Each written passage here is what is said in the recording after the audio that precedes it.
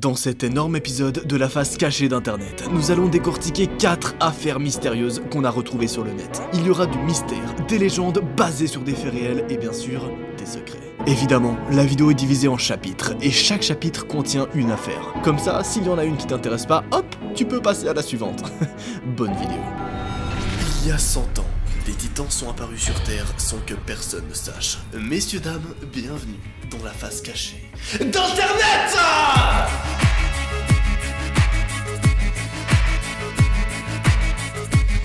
Aujourd'hui, je vais vous parler d'un des mystères les plus piquants de cette décennie.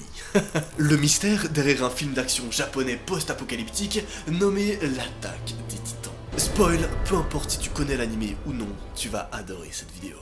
Let's go. Je suis trop de bonne humeur aujourd'hui, je suis désolé, je sais pas qu'il y a un énorme projet qui arrive, donc voilà, je suis... Wouh! D'ailleurs, personne n'a trouvé encore, hein. Personne n'a trouvé pour le moment l'énorme projet qui arrive.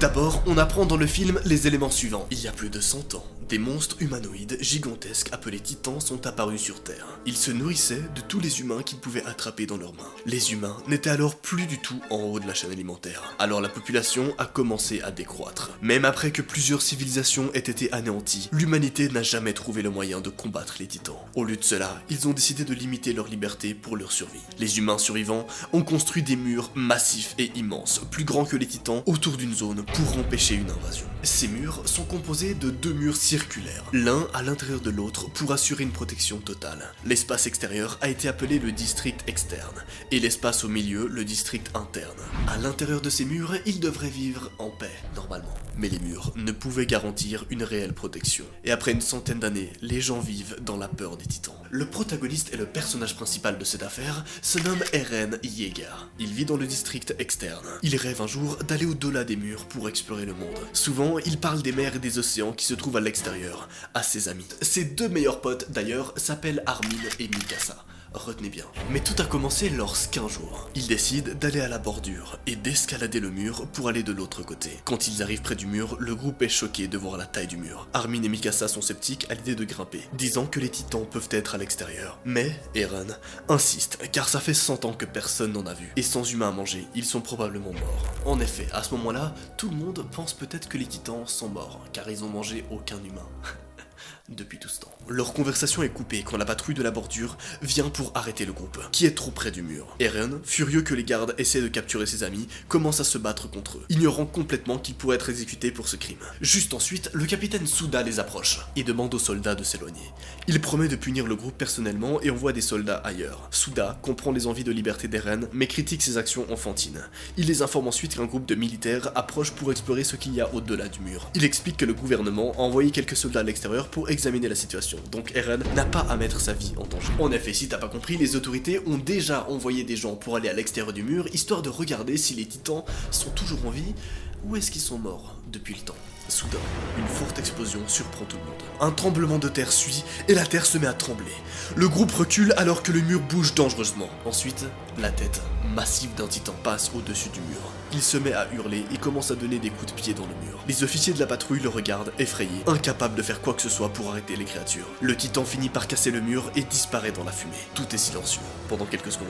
Mais c'est là que plusieurs créatures entrent dans la ville. Les soldats attaquent les créatures avec des canons qui ne leur font que peu ou pas mal. Ils ont l'air d'avoir un puissant pouvoir de régénération, car les blessures faites par les boulets de canon guérissent très vite. À ce moment-là, je t'avoue, c'est la panique totale. Bientôt, les titans atteignent les soldats et commencent à les dévorer un par un. Un des soldats se suicide, disant que c'est mieux que de finir dévoré par les monstres. Tout le monde commence à courir pour sa vie et les titans commencent à détruire les maisons, à attraper autant de personnes qu'ils peuvent. Armin se perd dans la foule, alors que Mikasa et Eren courent vers l'église de la ville, où tout le monde part se cacher. Mikasa repère un enfant sur le sol, prêt à être écrasé par la foule. Elle va sauver l'enfant, mais se retrouve séparée d'Eren. Eren est emporté dans l'église, mais les gens ferment la porte derrière eux, ne laissant plus personne entrer. Eren regarde sa chère amie Mikasa par la fenêtre de l'église, qui est approchée par un titan, femelle, avec des dents terrifiantes. Mikasa sait que plus Eren ne peut la sauver à présent, alors elle baisse la tête, acceptant son destin. C'est quoi ce bordel ?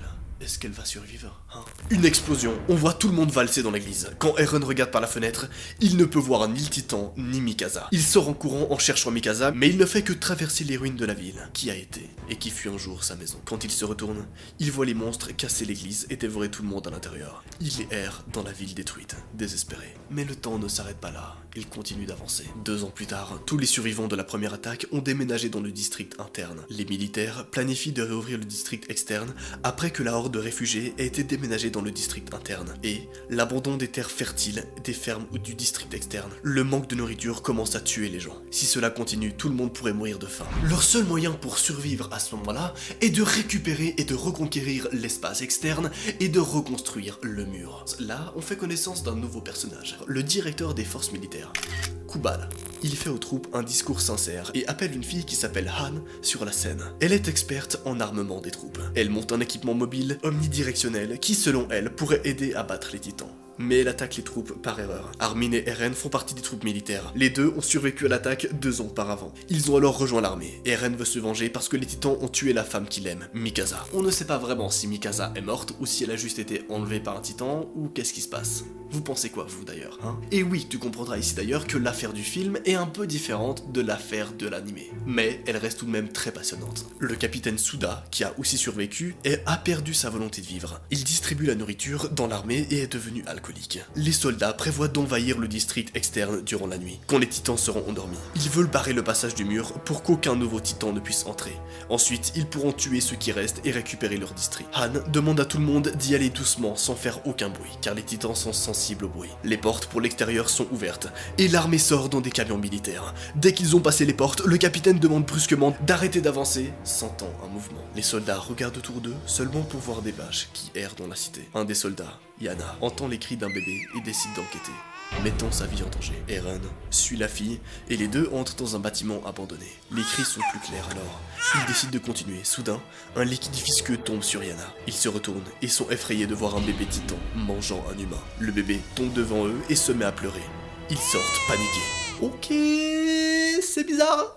On est bien d'accord. Les soldats commencent à paniquer à cause du bruit, mais le capitaine leur ordonne de rester calme et de n'attirer aucun titan. Soudain, une main énorme, sortie de nulle part, attrape le capitaine. Les titans sont réveillés. Maintenant, les soldats sont en grand danger. Eren et Yana courent vers leur groupe quand un monstre les suit. Ils courent vers les véhicules, mais le commandant Kubal a senti le danger et est rentré avec les armes et les véhicules. À l'intérieur du véhicule, Han demande au groupe de se rendre dans un bâtiment abandonné pas loin. Les soldats courent vers le bâtiment, mais sont surpris par les titans avant qu'ils puissent s'enfuir. Ils perdent tout espoir quand soudain, un tueur de titans et capitaine des éclaireurs, Shikishima, apparaît. Il utilise un système volant et atteint la zone faible, derrière le cou du titan. Shikishima a une camarade qui porte le même système que lui. Il tue le titan et tombe sur le sol, puis disparaît. Eren regarde du coin de l'œil l'ami de Shikishima et reconnaît avec une grande surprise Mikasa, son ami qu'il pensait mort depuis 2 ans. Elle ne prête aucune attention à son vieil ami et regarde Shikishima qui lui sourit. Les deux vont dans le bâtiment suivis par les soldats. Il s'avère que le commandant Kubal a demandé à Shikishima de l'aider dans sa mission. Shikishima a sauvé la vie de Mikasa 2 ans auparavant et lui a appris à combattre les titans. Depuis, ils travaillent comme partenaires et vivent dans le monde des titans. Mikasa a appris la dure réalité de la vie et ne veut pas s'associer aux personnes qui faisaient partie de sa vie avant. Plus tard, un soldat accuse Eren d'avoir attiré le titan plus tôt et d'avoir mis la vie de tous en danger. Les deux se battent mais sont rapidement arrêtés par Mikasa. Shikishima demande à Eren son identité et lui prouve sa supériorité en demandant un entretien privé avec Eren. Eren dit à Shikishima qu'il veut apprendre à battre les titans et blâme les monstres de les piéger. Shikishima se moque de lui et lui dit que les humains sont piégés seuls. Mais pas par les titans. Ils étaient trop effrayés pour se battre, et la lâcheté les a emmenés là où ils sont. Il provoque Eren en le traitant de lâche. Quand Eren nie en être un, Shikishima lui demande d'abandonner ses peurs et d'aller combattre les titans pour sa liberté. Enfin, Eren va partir chercher Mikasa et la trouve. Jouant sur un piano cassé, il tente de refaire connaissance avec elle, mais elle semble désintéressée par ses efforts. Elle lui dit qu'elle a changé, qu'elle est devenue une autre personne. Est-ce que vous vous rappelez, il y a 2 ans, le bébé que Mikasa voulait sauver eh bien, il est mort. Mikasa dévoile une marque de morsure sur son corps, montrant ce que l'attaque lui avait fait. Ils sont interrompus par Shikishima qui donne une pomme à Mikasa, prouvant son affection envers elle. Eren, le cœur brisé, court et hurle sa douleur. Son seul amour, pour qui il voulait se venger des titans, n'est plus la personne qu'elle était. Il est rejoint par Yana qui le réconforte. Il retourne dans le bâtiment et parle. Un couple s'embrasse près d'eux. Prise dans l'émotion, Yana lui parle de sa fille, qui est restée dans le district interne. Elle essaie de séduire Eren et s'impose. Mais, ils sont interrompus par un œil géant qui les fixe à travers une fenêtre. Soudain, il attrape Yana avec sa bouche et ne lui donne pas le temps de réfléchir. Eren voit son ami se faire dévorer par le monstre. C'est vraiment horrible ce qui se passe là, mais c'est pas terminé. Ouais, cet épisode est beaucoup trop passionnant, j'adore. Beaucoup d'autres titans s'approchent du bâtiment. Mikasa, Shikishima et les autres soldats se mettent sur leur garde, s'équipent et combattent les titans. Shikishima en tue la plupart avec Mikasa, mais beaucoup d'autres sont blessés parce que c'est leur premier combat. Les explosifs sont les seules choses qui peuvent les aider à se débarrasser des titans sur le long terme. Donc, le commandant Kubal demande aux soldats de les protéger. Pendant ce temps, le couple qui s'embrassait est attaqué et l'homme meurt. La femme est dévastée par la mort de son amant et jure de se venger de la créature qui l'a tué. Ensuite, on voit une personne monter dans un véhicule avec les explosifs et partir. La femme qui vient de perdre son compagnon prévoit de se sacrifier et saute dans le véhicule pour allumer les explosifs. Elle prend le volant du véhicule et se dirige tout droit vers le titan qui a tué celle qu'elle aime. Quand elle s'écrase sur le titan, l'explosion éclate les jambes du monstre. Mais malheureusement, l'attaque ne fonctionne pas. Les jambes du titan repoussent immédiatement. Le seul moyen de les tuer est de frapper leurs points faibles, et n'a pas aidé les autres à se débarrasser des titans. Il se souvient des mots de Shikishima plus tôt et utilise les titans pour les attaquer. Il en étrangle un et finit par le tuer grâce à Shikishima qui le guide. Mais après ça, il perd l'équilibre et se dirige droit dans la bouche d'un titan. Le titan attrape sa jambe, mais il s'en sort en sautant sur le toit. Mais dites-moi, est-ce qu'il va s'en sortir à ce moment-là, bordel? J'adore quand la tension augmente comme ça, c'est tellement stylé. Soudain, un titan attrape Armin, son meilleur pote, pendant qu'il fuit. Un autre soldat essaie de le sauver en frappant le titan, alors qu'il essaie de manger Armin. Eren gémit de douleur, mais il ne s'arrête pas pour aider son ami. Il rampe vers le pont et saute dans la bouche du monstre, la gardant ouverte. Armin va glisser dans la gorge du titan, mais heureusement, Eren le sauve. Mais à ce moment-là, Eren tombe dans l'estomac du titan, où il est avec plusieurs corps, dont celui de son ami, Yana. Pendant ce temps, Mikasa et les autres arrivent sur le toit où Armin lui apprend la mort d'Eren. Mikasa échoue à cacher ses émotions et est visiblement triste d'apprendre cette nouvelle. Furieuse, elle se rue sur les titans et les tue tous un par un. Mais son carburant s'épuise à mi-chemin et elle chute sur le sol. Le titan qui a mangé Eren s'approche de Mikasa et est prêt à le tuer. Mais soudain, une main sort de la bouche du titan. Le titan explose, révélant un autre titan en lui. Le nouveau titan qui vient de sortir de sa bouche combat les autres titans un par un. Ça devient vraiment what the fuck et tellement stylé. Les autres soldats regardent le combat avec admiration et réalisent que le nouveau titan est en fait Eren Yeager. Après avoir tué tous les titans, le nouveau titan s'approche de manière agressive. Il semble avoir oublié qui il était et il semble vouloir tous les tuer. Tous les soldats reculent sauf Mikasa, qui appelle Eren par son nom. Mais il ne s'arrête pas et l'attrape. En la regardant, il semble se rappeler qui il est et qui est Mikasa. Ensuite, il s'écroule, semblant mort, et commence à s'évaporer comme les autres titans. Mikasa frappe son point faible et Eren, humain, émerge de la créature. À la surprise de tous, il guérit à vue d'œil grâce à la régénération extraordinaire des titans. Le dernier titan disparaît et Eren reprend conscience. Et c'est ainsi que se termine cette affaire. Un garçon devient invisible pour espionner sa crush. Je vais vous parler d'un film nommé The Invisible Boy. Mon accent anglais est fantastique, merci. Au début du film, on voit un garçon qui s'appelle Michel Silenzi et il va à l'école à vélo, dans la ville de Trieste, en Italie. Trieste. Il a 50 € avec lesquels il veut acheter un costume pour une fête. À l'école, il s'assoit derrière sa crush. Elle s'appelle Stella. Au même moment, les cours sont interrompus par une femme policière, Giovanna, qui est la mère de Michel.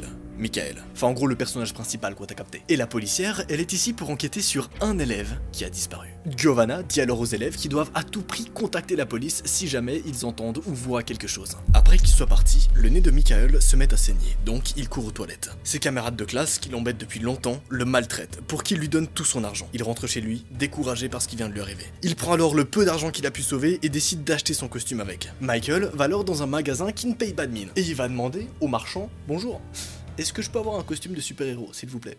Le marchand lui tend comme une sorte de seconde peau et une cape pouilleuse. Il lui dit que c'était le costume d'un super-héros chinois. Michael ne semble pas fan du costume, mais l'achète quand même. Quand Giovanna, la policière et la mère de Michael, revient du travail, elle voit Michael dans son costume qui refuse d'aller à la fête parce qu'il a l'impression d'être stupide. Elle le rassure en lui disant qu'il est très bien et l'envoie à la fête. Là-bas, Michael s'amuse et parle à sa crush, Stella. Mais ses méchants camarades de classe mettent une vidéo de Stella qui marche dans la rue et disent qu'ils l'ont trouvée dans le téléphone de Michael et qu'il stalk Stella. En gros, ses camarades lui font vraiment une mauvaise prank qui est pas cool du tout, c'est bon? Il va dans la salle de bain, embarrassé, et il s'enferme. Tous ses camarades de classe frappent sur la porte à l'extérieur en lui demandant d'ouvrir. Michael est frustré et souhaite devenir invisible avant que la lumière s'éteigne. Dans la scène suivante, on le voit sortir par la fenêtre et rentrer chez lui en courant. Le lendemain matin, il se lève et son chien lui aboie dessus. Il n'y fait pas attention et va dans la salle de bain pour se laver les dents. Quand il se regarde dans le miroir, il est vraiment choqué de voir juste sa robe de chambre et sa brosse à dents, comme s'il était genre devenu invisible. What the fuck? Juste après, sa mère entre dans sa chambre et l'ignore complètement, prouvant que seul Michael peut se voir. Quand elle regarde ailleurs, Michael écrit rapidement qu'il est parti tôt à l'école sur un morceau de papier, qu'il met sur le lit. Giovanna le lit et arrête de le chercher. Après qu'elle ait quitté la chambre, elle appelle Michael. C'est là que, un Michael invisible répond et lui dit qu'il va bien. Confus à propos de ce qu'il devait faire ensuite, il s'habille avec des vêtements à longue manche. Après avoir couvert toutes ses parties de son corps, il va à l'école et voit Stella, pas loin. Il voit ensuite ses tyrans et prévoit de leur donner une leçon à force de l'embêter tout le temps. Il enlève ses vêtements et va dans l'école, nu et invisible. Pendant la classe, il prend le pistolet à paintball d'un de ses tyrans et l'utilise sur la professeuse, qui le renvoie. Ensuite, il va dans le vestiaire des filles et les voit se déshabiller. Mais quelqu'un lance une serviette sur lui, rendant sa silhouette visible. Ses pouvoirs commencent à disparaître et il redevient visible. Les filles hurlent en voyant Michael nu sous la serviette. What the fuck? Est-ce qu'on peut l'expliquer une seule seconde? Qu'est-ce qui se passe à ce moment-là? Et surtout, comment est-ce que Michael va s'en sortir après ça, bordel? Premier réflexe, tu connais. Michael va tout de suite courir chez lui et se rhabiller. Mais il voit sa sœur, Candela, dans sa chambre. Il demande à sa sœur de sortir de la chambre en faisant face au mur. Candela, suspicieuse, ouvre et ferme la porte pour lui faire croire qu'elle est partie. Michael ne se retourne pas pour vérifier et se déshabille. Quand il se retourne, Candela hurle de peur en voyant que son frère est invisible. Michael la calme et lui explique que son costume lui a donné des espèces de super pouvoirs. Qu'est-ce que j'adore cet épisode, c'est bon? J'adore tellement le concept de ce film et c'est une pépite. Vraiment, c'est une pépite et surtout, le pire, c'est ce qui va se passer juste après. Hop là, t'as vu une petite strat pour te garder dans la vidéo? Pendant ce temps, au commissariat, le psychologue Basili travaille avec Giovanna pour enquêter sur l'enfant disparu. Giovanna insiste sur le fait que l'enfant a pu être kidnappé, mais le psychologue dit que les adolescents sont juste rebelles et que c'est normal à leurs âges. Quand Giovanna revient chez elle, Michael est toujours invisible. Elle appelle alors quelqu'un à qui elle révèle que Michael est adopté. Je te récap la scène, en gros t'as Michael qui est là tranquillement invisible, qui fait chier à personne, et t'as sa daronne au téléphone, qui est au calme en train de dire ouais, mon fils est adopté, ouais, bonsoir. Sinon ça va? Ouais, la pizza ce soir, on la prend quoi? Pepperoni? Pepperoni, c'est bien dire ce que je dis. Surpris et blessé, Michael quitte la maison et va à sa balançoire à côté. Alors qu'il se balance, Stella, sa crush, arrive et pense que Michael est un fantôme. Elle n'a pas l'air effrayée et lui demande d'être son amie. Il dessine un visage souriant sur le sable pour communiquer avec elle. Les deux décident de se revoir. Après que Stella soit partie, il remarque un homme qui le fixe, même s'il est invisible. Mais le mec part en utilisant un bâton, parce qu'il est aveugle. La nuit, Michael visite la maison de Stella. Stella est ravie d'avoir un ami invisible. Les deux s'embrassent. Mais à ce moment-là, les pouvoirs de Michael commencent à disparaître. Il part avant que Stella puisse voir son visage. Plus tard, Stella, sa crush, est dans son gymnase. Ouah, c'est le pire mot à prononcer, c'est bon. Seule, quand une aiguille pique son dos. Cela la fait tomber inconsciente. Pendant ce temps, Michael décide de dire à Stella qu'il est le garçon invisible. Il se rend au gymnase avec son chien. Quand il arrive, il voit un homme masqué qui porte Stella. Michael attaque l'homme et son chien et lui mord à la main. Mais l'homme part quand même avec la fille. Plus tard, la police arrive sur scène. Ils pensent que les enfants disparus ne fuguent pas, mais sont bien kidnappés. Stella se réveille avec un étrange appareil sur sa tête, attaché avec des fils. Le psychologue Basili est là et l'interroge. Il s'avère que c'est lui qui kidnappe les enfants. Ils font des tests sur la fille qui mettent dans une cellule. D'ailleurs, deux de ses amis qui avaient aussi disparu sont également là. Le jour suivant, Michael est seul, près de la plage. Quand soudain, l'homme aveugle apparaît en face de lui. L'homme répond à toutes les questions de Michael avant qu'il les pose. C'est comme s'il lisait dans les pensées. Quand Michael demande qui il est, il révèle qu'il s'appelle Andréji et qu'il est le père de Michael. Michael ne le croit pas et l'accuse de mentir. Andréji commence à raconter son histoire. Il était un homme normal venant d'une petite ville, jusqu'à ce qu'une explosion nucléaire détruise la ville. L'explosion a tué beaucoup de monde et a fait des changements permanents chez les autres. Leur ADN ont muté, leur donnant des capacités uniques comme voler, la télépathie, être invisible et beaucoup d'autres. Ces gens ont été appelés les spéciaux et ont été envoyés dans un camp militaire appelé la Division pour être utilisés comme armes. La Division les a utilisés au-delà de leur capacité. En gros, plus ils utilisaient leur puissance, plus ils devenaient faibles. Un autre effet, c'est que tous étaient stériles, sauf Andréji et la mère de Michael. Donc impossible d'élever de nouveaux spéciaux. Les deux ont donné naissance à Michael, qui était le premier enfant spécial. Mais aussitôt qu'il a accouché, on lui a enlevé son enfant. Donc les parents ont décidé de fuir avec Michael et ont réussi. On apprend donc à ce moment-là que le père de Michael peut en fait lire dans les pensées. C'est sa capacité spéciale au sein de la Division. Sa mère en revanche avait le pouvoir de se rendre invisible. Le père est alors parti avec Michael, mais sa femme a été tuée par la Division. Andréji savait que Michael était pas en sécurité avec lui, alors il l'a déposé devant la maison de Giovanna, après avoir lu dans son esprit que c'était une bonne personne. Maintenant, les gens de la Division savent que l'enfant spécial vit dans cette ville. Donc ils enlèvent les enfants et font des tests sur eux pour savoir s'ils sont spéciaux. Après avoir écouté ses vraies origines, Michael est choqué. Il n'y croit pas tout à fait. Surtout qu'au même moment, on a un problème. Il y a un pêcheur derrière eux, au calme, qui s'apprête à appeler la police. Andreji tend un costume à Michael qui devient directement invisible en même temps que son corps. Il efface la mémoire du pêcheur et s'en va. La police arrive peu de temps après avec Basili. Giovanna lui révèle que Michael est adopté, ce qui fait croire à Basili que c'est l'enfant spécial qu'il cherche. Il propose de ramener le petit chez lui. Une fois arrivé, Michael remarque que la main de Basili est blessée, à la même place à laquelle le chien avait mordu le kidnappeur de Stella. Il regarde l'homme avec suspicion et essaie de fuir, mais Basili a fermé toutes les portes et a prévu de l'enlever. Alors là, je sais que vous allez tous me demander, mais va-t-il réussir à s'échapper, bordel? Tu vas le voir. Michael va dans une chambre et enlève ses vêtements et devient invisible. Il tente de fuir alors que Basile le suit. Dans la rue, Michael remarque Yvan. Vous vous rappelez, c'est le mec qui l'harcelait quand il était au collège, sur son vélo.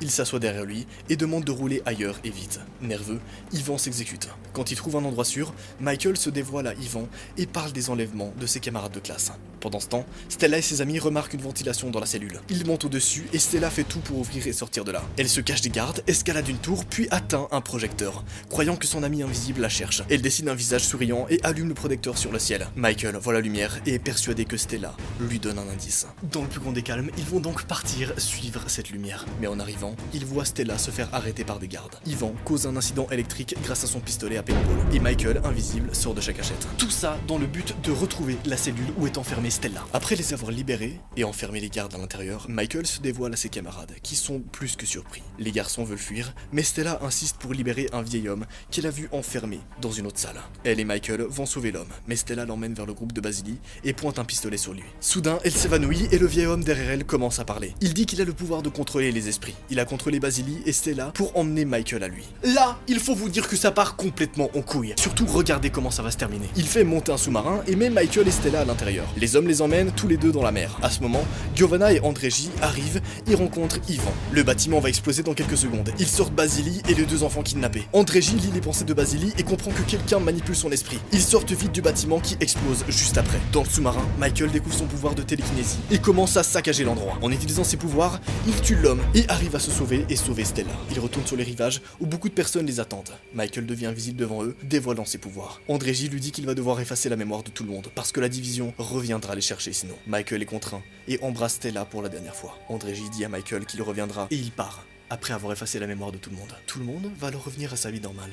La scène se coupe et on se retrouve quelque part en Russie. La mère de Michael, qui est censée être morte, a seulement été blessée. Elle avait vaincu la division à l'époque et la dirige à présent. C'est elle qui a envoyé chercher Michael pour qu'il soit près d'elle. Elle est maintenant contre tous les gens normaux qui ne les voient comme des monstres. Un garde entre et lui annonce qu'ils ont perdu Michael, mais qu'ils ont retrouvé sa sœur jumelle, Natasha. Un flashback montre Andreji qui court avec deux enfants ce jour-là. Et le film se termine là-dessus, sur un gros cliffhanger.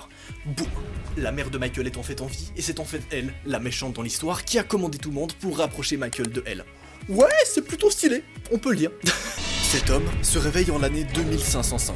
Les humains sont devenus des êtres stupides et il devient le plus intelligent d'entre eux. Et je vais vous parler d'un film de science-fiction basé en Amérique nommé Eldocratie. Et vraiment très passionnant. Le film commence d'abord en 2005. Au début, il est expliqué que l'humanité est arrivée à un tournant. Beaucoup de théories de science-fiction ont prédit que le futur des humains serait plus avancé, avec des personnes plus intelligentes, etc. Mais dû au fait que les hommes sont tout en haut de la chaîne alimentaire, il se passe complètement l'inverse. Leur évolution prend une tournure bien pire. Les gens deviennent stupides avec le temps. Dans ces conditions, le bibliothécaire de l'US Army, le caporal Joe Bowers, est approché par ses supérieurs et on lui demande de participer à une expérience importante. Joe, qui avait alors prévu de rester bibliothécaire depuis sa retraite, est ennuyé, mais il doit suivre les ordres. Juste après ça, il y a donc une réunion de militaires de haut rang. Le général Collins présente son idée aux autres officiers. Il dit que les scientifiques ont inventé une caisse pour l'hibernation humaine, qui peut préserver un humain durant plus de 500 ans. Donc en gros, imaginez qu'on arrive là, à un stade où la technologie nous permet tout simplement de développer une boîte dans laquelle tu peux mettre un humain et ce même humain là, il va se réveiller dans 500 ans pour voir le futur. Dites-moi le commentaire, est-ce que déjà vous y participerez ou pas? Bref, tu t'en doutes bien, mais le personnage principal de ce film, il va accepter. Et il va se retrouver 500 ans plus tard, en 2505. Là ça devient intéressant. Ils peuvent donc préserver les hommes les plus intelligents dans le bel âge et les faire revivre quand ils en auront besoin. Ils ont donc choisi Joe pour être le premier test, parce qu'il est le plus moyen dans l'ordre militaire et qu'il n'a aucune famille. De la même manière, ils ont aussi pris une femme, voilà, au hasard, qu'ils ont mis dans une boîte. Enfin, dans ce genre de boîte là. Cette femme-là, petit fun fact, c'est une prostituée qui s'appelle Rita. Voilà, je vous informe. Il montre aux officiers des photos de lui lors de la fête de promotion du manager de Rita. Mais cela met tout le monde mal à l'aise. Dans la salle, il finit la présentation en disant que les sujets d'expérience seront mis dans les caisses le lendemain et qu'elle aurait lieu pendant 1 an. Comme l'expérience est classée hautement secrète, les officiers présents ne sont pas autorisés à en parler à qui que ce soit. Le lendemain, Joe et Rita sont ensemble dans une salle d'attente. Joe se présente et demande à Rita de quel secteur elle est. Ne voulant pas révéler qu'elle est une prostituée, Rita répond qu'elle est peintre. Ensuite, tous les deux sont mis dans les caisses d'hibernation. Rita panique et veut sortir, mais Joey lui assure que les scientifiques savent ce qu'ils font. Il lui dit qu'ils seront à l'intérieur seulement pour un an et que ça se passera parfaitement bien. Au final, les deux sont enfermés dans la caisse. Et je pense que tu l'as compris. Mais ils vont pas du tout rester dedans pendant un an, absolument pas. Je pense que t'as lu le titre. Mais les choses commencent à aller mal, quand l'officier Collins s'est arrêté pour faire partie d'un réseau de prostitution. Upgrade, un autre mec, est également arrêté comme étant le chef du réseau de prostitution. Du coup, plus personne n'est là pour prendre soin des caisses d'hibernation. À cause du scandale, la base militaire est fermée et le bâtiment où se trouvent les caisses est démoli. Cependant, Joe et Rita restent dans les caisses pendant tout ce temps. Bordel. Si les choses semblent aller mal pour eux, les choses sont de pire en pire pour l'humanité. Les humains commencent à être de plus en plus stupides, à des taux effrayants. La moyenne de l'intelligence humaine baisse avec les années. Quelques personnes ont de grands espoirs que la science et l'ingénierie génétique seront capables de corriger la tendance de l'évolution. Mais les scientifiques les plus intelligents se concentrent sur des expériences stupides, comme arrêter la chute des cheveux ou avoir de plus longues érections. Dans le même temps, la population explose et l'intelligence continue de baisser jusqu'à l'année 2505. Toutes ces années, les humains n'ont plus été capables de résoudre des problèmes humains basiques, comme gérer les déchets. Donc comme attendu, les déchets, au fil des années, viennent s'entasser un corps et un corps partout dans le monde. Cela crée une avalanche de déchets en 2005. Un jour immense de glissement de déchets a fait que la caisse d'hibernation de Joe finit dans une maison. À ce moment-là, Joe se réveille, étourdi. Il comprend pas du tout ce qui lui arrive, c'est bon? La personne dans la maison d'ailleurs s'appelle Frito Pendiero. Frito ignore complètement la pile de déchets et l'étranger qu'il y a dans sa maison, et continue de regarder des émissions bizarres à la télé. L'émission consiste à voir un type se faire éclater les testicules, ce qui n'est guère plus intelligent que de regarder les Kardashians. Frito se lève seulement pour demander à Joe de ne pas faire de bruit. On voit que son canapé fait aussi toilette. Ah ouais, le mec a plus besoin de se lever de sa vie, c'est bon. Il jette alors Joe par la fenêtre. Le monde extérieur est vraiment bizarre pour Joe. Il se dit que trop de choses ont changé en un an. Sauf que ouais, ce qu'il sait pas, c'est que c'est pas du tout un an plus tard, non. À ce moment-là, il est en l'an 2505. J'adore ce film. Il voit un groupe de personnes sur le côté de la route qui parlent en argot et en grognement. Joe est capable de les comprendre, mais quand il parle normalement, il l'insulte et le chasse. Joe, confus, se sent encore étourdi et décide d'aller à l'hôpital le plus proche. Il se rend à la réception de l'hôpital et dit qu'il fait partie de l'armée. La femme ne comprend alors rien du tout et se contente d'appuyer sur des touches sur son bureau. Une voix demande à Joe d'aller à l'endroit prévu pour le diagnostic sur la droite. Toujours plus confus, il s'arrête à une fontaine à eau. Mais ce n'est plus de l'eau dans la fontaine, mais une boisson énergisante qui s'appelle Brando. Quand Joe demande à un commerçant où il peut boire de l'eau, l'homme se moque de lui, à vouloir une chose utilisée pour des toilettes. Ouais, en effet, à ce moment-là, on apprend qu'en fait, l'eau n'est plus du tout utilisée en fait. Elle est juste utilisée pour les toilettes. À présent, les gens se douchent avec du Brando, ils font tout avec du Brando, ça n'a aucun sens, c'est bon. Tout le monde utilise Brando pour se laver, boire et les activités journalières, alors que l'eau n'est utilisée que pour les toilettes. Après ça, Joe va dans la zone de diagnostic où il doit mettre des tiges dans sa bouche, ses oreilles et son anus. Le professionnel lui explique que les plugs doivent être mis aux différents endroits. Joe, dégoûté, fait ce qu'on lui dit avant d'être envoyé chez un médecin. En attendant, il voit sur un magazine la date de 2505 et pense que c'est une erreur d'impression. Le docteur arrive et répond aux questions de Joe à propos de sa santé. Il déclare alors que Joe est attardé et lui demande de payer une facture de 5 billions de dollars. C'est là que Joe se rend compte qu'il est également noté sur la facture l'année 2505. Il a donc à présent la confirmation qu'on est bien en 2505. What the fuck. Il réalise enfin qu'il a été enfermé dans la caisse pendant 500 ans. Joe n'y croit pas et regarde par la fenêtre pour constater les conditions déplorables de la ville. Les bâtiments se percutent les uns les autres et certains sont attachés les uns des autres par des cordes. Pendant ce temps, le médecin prend peur parce que Joe n'a pas de tatouage citoyen sur le poignet. Joe panique et fuit l'hôpital pendant que le docteur appelle la police parce qu'il n'a pas payé sa facture. Une voix raconte que Joe s'est réveillé dans un monde en crise. Une immense boule de poussière a ravagé toutes les provisions de nourriture et le film numéro 1 du pays s'appelle As, ce qui veut dire cul. Voilà. En vrai, je kiffe tellement à quel point l'histoire elle est deep, elle est profonde, c'est trop cool. Sans aucun sous-entendu, bien sûr. Il va voir le film qui a gagné un Oscar juste pour regarder le fessier de quelqu'un pendant 90 minutes. Le soir, il est arrêté parce qu'on ne peut pas le scanner et est présenté à la cour. Là-bas, on lui donne un avocat qui est Frito Pendejo, l'homme que Joe a rencontré en premier. Frito se moque de lui et toute la cour fait de même. Joe présente son dossier sensible et explique pourquoi il ne peut pas être scanné. Mais les avocats les jugent en rient. Au final, le juge annonce qu'il est coupable et le condamne à la prison. Qu'est-ce que fait Rita? Est-ce que vous vous souvenez, Rita c'était la deuxième personne, donc la prostituée, qui avait également été enfermée dans une caisse. Qu'est-ce qu'elle fait elle? Pendant ce temps, Rita est sortie de sa caisse et essaie d'appeler son manager et son petit ami, Upgrade. Elle n'y arrive pas. Le téléphone lui demande 2000 $ pour le contacter. À ce moment-là, elle est approchée par un homme qui l'embobine pour avoir son agent. À ce moment, Joe est emmené à un tatoueur automatique qui tatoue les citoyens pour qu'ils aient un code d'identification et qu'ils soient scannables. La machine lui demande son nom, mais Joe commence à expliquer qu'il n'est pas certain de ce qui va se passer. À cause de ça, la machine tatoue pas certain, comme nom sur son poignet. Ensuite, il est traîné dans la foule pour passer un test test de QI. Ce sont de simples additions. Joe répond à tout correctement et est surpris que les gens autour de lui ne soient pas capables de le faire et ne reconnaissent pas les formes. Après ça, il est emmené en prison. Il commence enfin à réaliser que tout le monde dans ce monde est stupide. Donc il dit au garde qu'il est censé quitter la prison ce jour. Le garde stupide le laisse sortir. Mais une alarme sonne parce qu'un détenu s'est enfui et la police le poursuit dans les rues. Joe arrive à s'en sortir et retourne chez Frito. Il pense que quelqu'un a créé une machine à remonter dans le temps dans les 500 dernières années et demande de l'aide à Frito pour en avoir une. Frito ne veut pas vraiment l'aider, mais Joe l'embobine en lui disant qu'il lui donnera 8 millions de dollars pour son aide. Frito lui dit où se trouve la machine à voyager dans le temps parce qu'il aime l'argent. Juste après ça, on a la police qui débarque. La police frappe chez Frito, à la recherche de Joe.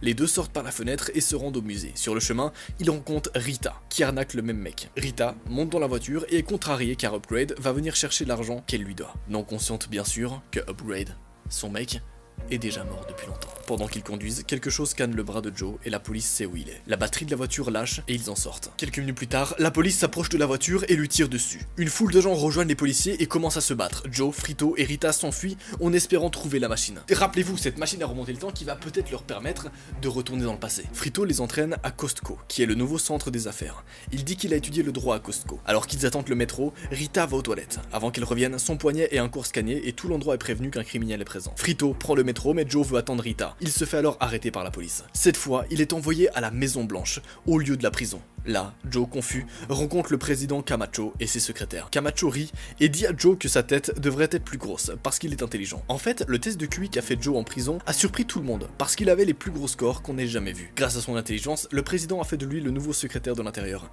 à sa grande surprise. Il déclare alors que Joe est l'homme le plus intelligent du monde. Ça n'a aucun sens, c'est bon? Tout le monde va alors à la maison des représentations, où le président annonce que les problèmes de manque de nourriture et de tempête de poussière seront réglés par leur nouveau secrétaire de l'intérieur, Monsieur Pas Certain. Oui, parce que rappelez-vous la machine, elle l'avait appelé Pas Certain, parce que le mec était pas certain de ce qui allait se passer. Ça n'a aucun sens. Il promet également de régler le souci de prison si Joe résout le problème. Un cabinet de réunion est monté où les secrétaires demandent à Joe de dire quelque chose d'intelligent. Joe enchaîne quelques mots compliqués qui leur fait vraiment croire qu'il est intelligent. Ensuite, Joe demande à Frito de lui dessiner une carte avec le lieu où se trouve la machine à remonter dans le temps, pendant qu'il distrait les secrétaires. Il emmène les secrétaires dans un champ où les cultures sont censées pousser. Il leur demande de ramener Rita car elle pourrait les aider avec les cultures. Tout le monde est dans le champ et Frito donne secrètement la carte à Joe. Rita arrive et Joe la prend à part pour s'enfuir secrètement en utilisant la carte. Mais son plan tombe à l'eau quand il voit que la carte de Frito est juste une ligne. À ce moment-là d'ailleurs, Joe réalise un autre truc. Les gens, depuis le début, arrosent les cultures avec une boisson énergisante. Qu'est-ce qu'ils sont cons, putain. Il demande une réunion où il dit qu'il faut absolument utiliser de l'eau au lieu du brando. Les secrétaires pensent que l'idée est atroce, donc au lieu de raisonner avec eux, il leur dit qu'il peut parler aux plantes et qu'elles veulent de l'eau. Joe, à ce moment-là d'ailleurs, ne sait pas que la boisson énergisante produit du sel qui tue les plantes et cause des grands nuages de poussière. Il est vraiment en train de régler leurs problèmes. Quelques jours plus tard, tout se passe comme prévu, mais bientôt, le stock de boissons énergisantes brando atteint zéro, parce que la production a diminué. Cela laisse la moitié de la population au chômage. Une émeute se crée alors à la Maison Blanche. Cette scène est l'ombre de la stupidité des États-Unis. Aux informations, on annonce que Joe est emmené à la cour pour avoir mis des gens au chômage et est annoncé coupable. Sa sentence est une nuit de réhabilitation. D'ailleurs, petit fun fact, dans ce nouveau monde, la réhabilitation, en fait, c'est juste un mec qu'on va foutre sur un champ et qui va être suivi par un gros tracteur, avec une foule qui soutient le véhicule. Souvent d'ailleurs, la réhabilitation se termine par le tracteur qui écrase deux mecs. Ah non, c'est clairement pas cool, c'est pas fun. En gros, c'est comme une peine de mort. Joe est emmené à l'arène alors que Rita retourne tristement à la Maison Blanche, prête à se rendre à la machine avec Frito. La réhabilitation est diffusée sur la télévision nationale. Joe est poursuivi par un énorme engin alors qu'il conduit une toute petite voiture. Il arrive à passer en dessous. À ce moment, Rita voit une rose pousser à l'extérieur. Elle réalise que l'idée de Joe d'utiliser de l'eau a fonctionné et demande à Frito de l'emmener à l'arène. Elle prévoit de diffuser des cultures à la télévision, alors Joe pourrait être pardonné. Pendant ce temps, Joe essaie de sauver la vie du camion de la mort. Rita arrive au bon moment et soudoie un caméraman pour qu'il aille avec Frito filmer les champs. Elle va aux caméras de contrôle et prend en main le panneau de contrôle. Frito arrive dans les champs et filme les cultures qui grandissent. La scène est diffusée sur un écran géant. En voyant ça, le président de Camacho sauve Joe de la mort et enlève sa punition, mettant la foule en joie. Tout le monde se rend à une fête à la Maison Blanche. Rita révèle qu'elle ne veut pas retourner dans le passé parce qu'elle préfère ce futur. Joe est surpris mais ne la force pas à venir avec lui. Les deux se disent au revoir et avant que Joe parte, le président l'appelle sur scène et le nomme vice-président. Tout le monde regarde Joe avec l'espoir qu'il accepte de rester en 2505. Quelqu'un hurle que la machine est une balade ridicule. Frito emmène Joe à la machine et il s'avère que ce n'est qu'un manège. Le temps passe, puis il y a une petite ellipse. Le temps passe et on arrive quelques années plus tard. Joe est élu président des États-Unis. Rita devient sa femme et la première dame. Sous sa direction, une nouvelle ère commence et les gens espèrent que l'humanité pourra encore une fois être intelligente. Il a 3 enfants, dont un dont on dit que ce sont les personnes les plus intelligentes sur Terre. Incroyable, n'est-ce pas ? Malade, il vit dans une bulle pendant 18 ans. Installe-toi, prends tes popcorn. Je vais vous expliquer tout le mystère qui se tourne autour d'un film nommé Bubble Boy. Et écoute bien parce que ça va être juste beaucoup trop passionnant. Tout commence lorsqu'un garçon nommé Jimmy Livingstone naît sans aucune immunité. En gros, son système immunitaire qui est censé prévoir contre les maladies est complètement HS. Il est nul à chier, c'est bon? Même une petite bactérie peut le tuer. Donc, ce petit garçon a besoin d'être gardé en isolation. Il ne peut rien toucher sans que ça soit décontaminé. Du coup, il est obligé de vivre dans une bulle en plastique pour pouvoir survivre. Mais dans toute cette affaire, il y a un truc vraiment bizarre et vraiment chiant. Sa mère, elle est super protectrice. Jusqu'à ses 4 ans, il n'a même pas été autorisé à aller chez lui. Mais une fois que le jeune garçon a eu 4 ans, ses parents ont ramené le petit garçon chez eux, dans sa bulle. Sa chambre a une énorme bulle, donc il peut marcher. Sa bulle a une paire de gants protecteurs qui permettent à ses parents de toucher leur enfant. Tous ses jouets sont décontaminés pour qu'il n'ait pas le moindre germe et qu'il reste dans la bulle. Le jeune garçon vit dans sa chambre depuis son retour. Sa mère ne veut pas qu'il quitte sa bulle. Donc sa daronne invente un petit stratagème vraiment bâtard. En gros, elle lui raconte plein d'histoires et à chaque fois, la fin de l'histoire, ça se termine de la manière suivante. Toutes les histoires qu'elle lit le soir à son fils se terminent par la personnage principale qui meurt parce que des gens l'ont laissé sortir. Le garçon a le droit de regarder une seule chaîne de télé et de lire un seul magazine parce que sa mère dit que ce sont les seuls qui existent. Elle utilise souvent les gants pour coiffer son fils et lui faire des câlins. Autre point important, sa mère, Madame Livingstone, est une nationaliste extrême. Donc elle enseigne à Jimmy les seules choses raisonnables pour elle et lui bourre le crâne avec ses idées. Mais le pauvre garçon Jimmy ne connaît pas mieux, donc il fait avec. Pendant ce temps, en ville, c'est la panique. Tout le monde a déjà entendu parler du garçon dans la bulle. Mais ce n'est pas à son avantage. Au lieu de ça, les jeunes voisins se sont enroulés dans du plastique et se moquent de Jimmy à l'extérieur de sa maison. Madame Livingstone les chasse souvent. La seule nourriture que Jimmy mange est faite à la maison. Un système de décontamination a été placé dans un tube en plastique où elle met la nourriture pour enlever les germes avant que Jimmy puisse la prendre. Le temps va légèrement s'écouler. Jimmy a maintenant 16 ans. Il explique qu'il a grandi comme tous les autres enfants et est heureux d'avoir une guitare électrique au lieu d'une voiture. Tout ça, c'est jusqu'au jour où, à sa fenêtre, il voit une nouvelle fille de son âge, Chloé.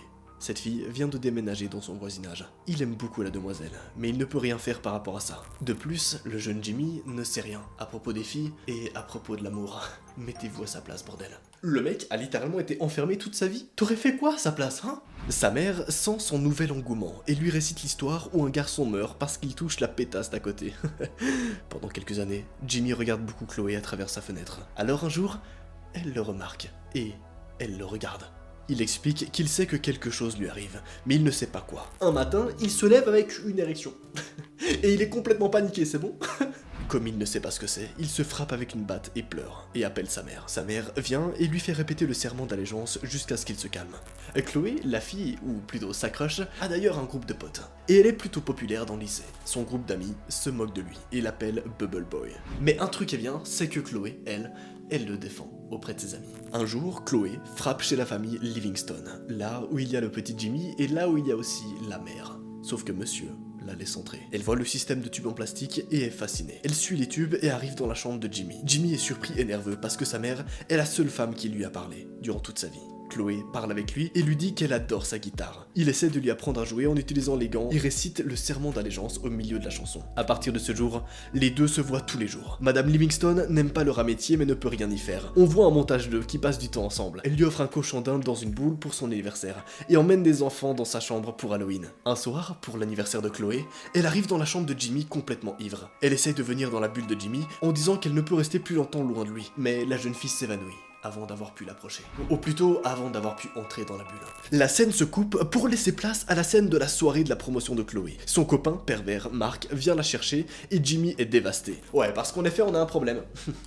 Chloé a un copain et il s'appelle Mark. Et Jimmy va la prendre. Oh fuck. Mark offre une cigarette à Jimmy, mais il ne sait pas ce que c'est. Une nuit, il voit Chloé et Mark s'embrasser par la fenêtre. Le lendemain, Chloé vient le voir et lui montre sa bague de fiançailles. Mark lui a fait sa demande en mariage. Leur mariage se passera le week-end prochain aux chutes du Niagara, et elle est venue prévenir Jimmy. Bien sûr, Jimmy est très déçu, mais il ne le montre pas. Elle lui a acheté un cadeau qu'elle met dans le tube de désinfection, mais Jimmy l'ignore. Au lieu de ça, il lui rend le cochon d'Inde et lui demande de partir. Chloé s'en va en larmes. C'est là que le temps va encore un petit peu s'écouler, jusqu'à ce qu'on arrive à quelques moments plus tard. Jimmy va ouvrir le cadeau que Chloé lui a offert. C'est une boule de neige où il y a marqué « Je t'aime » à l'intérieur. Surpris, il l'appelle et décide d'aller aux chutes du Niagara pour arrêter le mariage. Il travaille très dur pour se faire une bulle portative et il y arrive. Il se faufile hors de la maison sans que ses parents le sachent. Jimmy est heureux de courir pour la première fois. Il va à la station de bus et demande un ticket. Mais il a oublié de prendre de l'argent. Désespéré, il essaie de traverser la route mais un bus le percute. Il vole sur quelques mètres mais sa bulle le sauve. Les voyageurs du bus sortent et lui proposent de faire un tour. Heureux, il accepte, mais il apprend que les gens avec lesquels il partage un bus font partie d'un culte religieux. Quand il le fait remarquer, il le jette hors du bus avec colère. Le groupe religieux atteint sa destination quand leur chef leur annonce qu'un homme dans une bulle est leur sauveur envoyé par Dieu. Le groupe réalise que Jimmy était leur sauveur et part à sa recherche pour le retirer de son globe. Pendant ce temps, Jimmy rencontre un motard qui s'appelle Slim. Jimmy lui explique que l'amour de sa vie va se marier avec quelqu'un d'autre. Slim est très impressionné et lui parle à son tour d'une vieille petite amie qui l'aime et qui l'appelait Willfire. Il lui propose une balade et les deux partent pour les chutes du Niagara. Jimmy va peut-être enfin pouvoir aller voir sa crush, faire annuler le mariage et peut-être lui avouer son amour. Mais est-ce que ça va fonctionner? On sait pas trop, voilà. À la maison, Madame Livingstone se rend compte que Jimmy n'est pas là et panique. Elle et son mari se mettent en route pour chercher Jimmy, parce que la police ne veut le faire qu'une fois qu'il aurait disparu pendant 24 heures. Jimmy et Slim atteignent Vegas et s'arrêtent pour se reposer. Ils prennent du montant dans un casino, mais Jimmy n'a que 2 jours pour se rendre au mariage, donc il laisse Slim, vole un scooter et part. Ouais, le mec est clairement déter, on peut le dire.